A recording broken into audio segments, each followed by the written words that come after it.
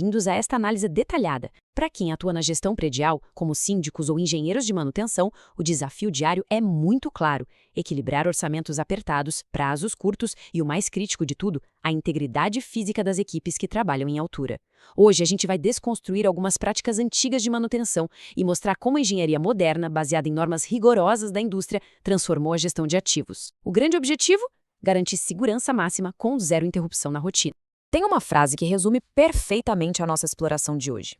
Quando segurança, eficiência e produtividade precisam trabalhar juntas, o acesso por cordas se destaca como uma das soluções mais inteligentes da engenharia moderna. E é exatamente isso. A engenharia atual não aceita mais apenas entregar o serviço. Ela exige um equilíbrio perfeito entre segurança inegociável e impacto absolutamente zero para quem usa a edificação. O nosso roteiro de hoje é super direto ao ponto. Vamos passar por 1. O desafio em altura. 2. Métodos tradicionais versus cordas. 3. A engenharia da segurança.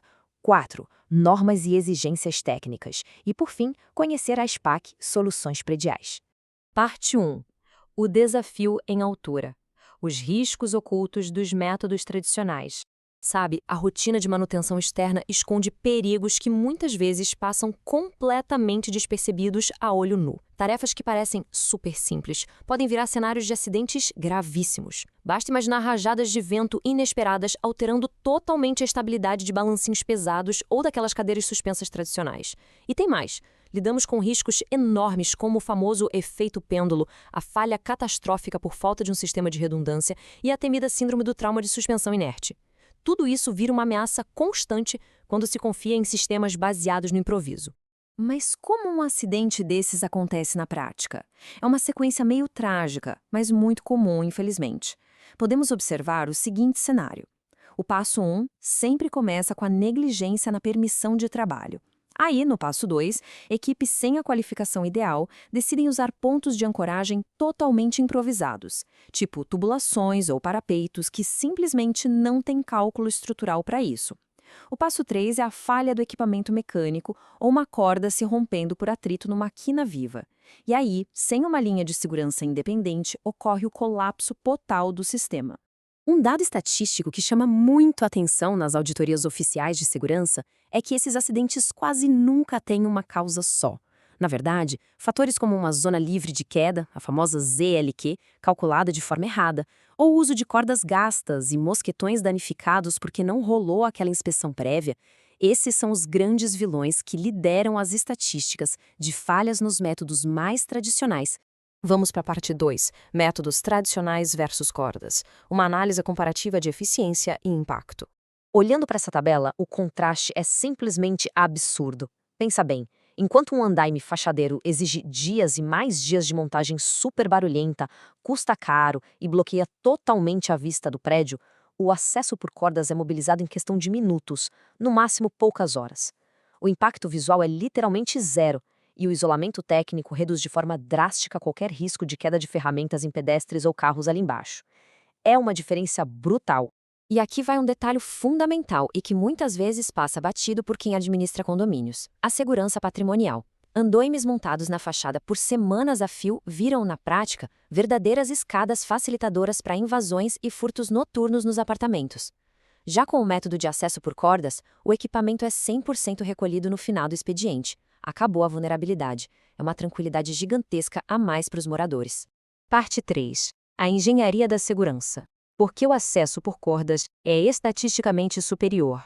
O grande segredo por trás dessa superioridade técnica é o sistema de redundância real. No acesso por cordas executado por profissionais, o técnico nunca, em hipótese alguma, depende de um único ponto. A regra é super clara: o uso de duas cordas totalmente independentes, presas em ancoragens diferentes. Uma é a linha de trabalho, usada para movimentação, e a outra é a linha de segurança, exclusiva para o trava-quedas. Se uma falhar, a outra segura o tranco imediatamente. É basicamente a eliminação matemática daquele ponto único de falha. E para colocar isso em perspectiva com números reais, as principais normas técnicas da indústria de segurança exigem que as cordas e os acessórios suportem uma carga de ruptura mínima de 22 kN.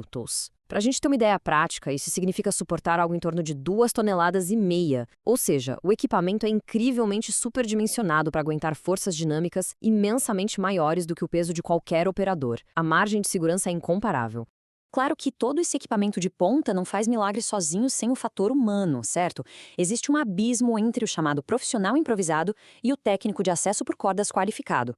O improvisado muitas vezes tem só um cursinho básico de 8 horas e, se algo der errado, depende inteiramente do corpo de bombeiros para ser resgatado. Já o técnico qualificado passa por dezenas de horas de treino pesado.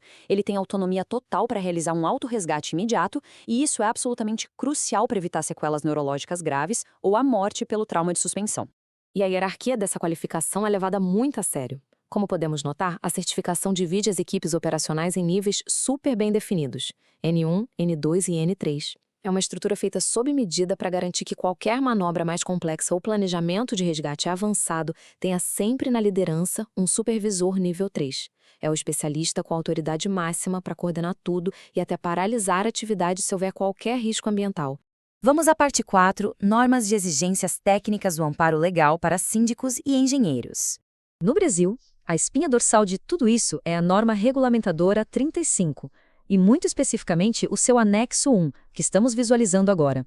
Esse documento dita as regras do acesso por cordas em detalhes. Ele tira essa prática do patamar de alternativa informal e a consolida de vez como um método de engenharia oficial, super auditado e rigorosamente regulamentado pelas autoridades do trabalho. Isso traz uma blindagem jurídica gigante para quem contrata o serviço. E não para por aí. Outras referências técnicas rigorosas da indústria trazem exigências pesadas. Por exemplo, é proibido o trabalho isolado? Não tem conversa. As cordas devem ter cores diferentes para que todo mundo identifique visualmente, de forma rápida, o que é linha de trabalho e o que é linha de segurança. Tem inspeção técnica obrigatória a cada 6 meses e, claro, a formulação de um plano de resgate super detalhado para cada cenário específico. A rastreabilidade de cada centímetro do processo é total. Toda essa cautela prévia pode ser resumida na matemática da ZLQ, a zona livre de queda. A ZLQ é o espaço mínimo calculado lá abaixo do ponto de ancoragem para garantir que, caso haja uma retenção de queda, o técnico não bata na estrutura inferior ou no chão. É o planejamento de engenharia puro acontecendo muito antes de qualquer profissional sequer tirar o pé do chão. Parte 5. SPAC Soluções Prediais. A materialização da eficiência e segurança. Quando analisamos o escopo de serviços, fica muito claro o quão versátil é o método nas mãos qualificadas. A SPAC Soluções Prediais, por exemplo, vai muito além de só alcançar um lugar alto. A equipe realiza pintura predial, recuperação de revestimentos, instalação daquelas linhas de vida definitivas e até limpeza técnica de painéis solares. E mais impressionante ainda, serviços industriais super complexos como solda, caldeiraria e serralheria de precisão. E tudo isso entregue com a segurança absoluta do acesso por cordas. Agora, é fundamental conectar todo esse rigor técnico com o valor direto que isso gera para quem administra um edifício. Mais do que simplesmente consertar uma fachada, a manutenção preventiva utilizando essa metodologia é uma virada de chave. Ela protege o patrimônio, previne infiltrações que causam danos terríveis e, o melhor de tudo, poupa muito dinheiro e dor de cabeça. Livrar moradores e funcionários de barulho constante, sujeira, interdições de não tem preço. Com as cordas, a rotina flui normalmente. No fim das contas, gestores e engenheiros encontram-se diante de uma escolha muito lógica e contrastante. De um lado, existe o risco jurídico e estrutural gigantesco de usar métodos obsoletos, improviso técnico e lidar com dias de paralisação. Do outro lado, existe a segurança corporativa de verdade, equipes com certificação nível 1, 2 e 3, laudos técnicos irrefutáveis e impacto zero na rotina de edificação. Quando colocamos os dados assim na mesa, a decisão responsável fica cristalina. Então, fica a grande reflexão da nossa análise de hoje. Por que arriscar um patrimônio que vale milhões, um passivo jurídico assustador e, acima de qualquer coisa, a vida de pessoas utilizando métodos que pertencem ao passado, se a engenharia moderna e as normas atuais entregam uma solução irrefutavelmente mais segura e eficiente? A inteligência de verdade na manutenção de um prédio vai muito além de só alcançar lugares difíceis. Trata-se de atuar com produtividade, responsabilidade e excelência técnica. O acesso por cordas representa, sem dúvida, o estado da arte para administrações que não abrem mão do que há de melhor. A gente agradece demais por acompanhar esta análise detalhada. Para garantir esse nível de engenharia de segurança em projetos futuros, os canais da SPAC Soluções Prediais estão à disposição para mostrar na prática como elevar o padrão da sua gestão estrutural. Até a próxima!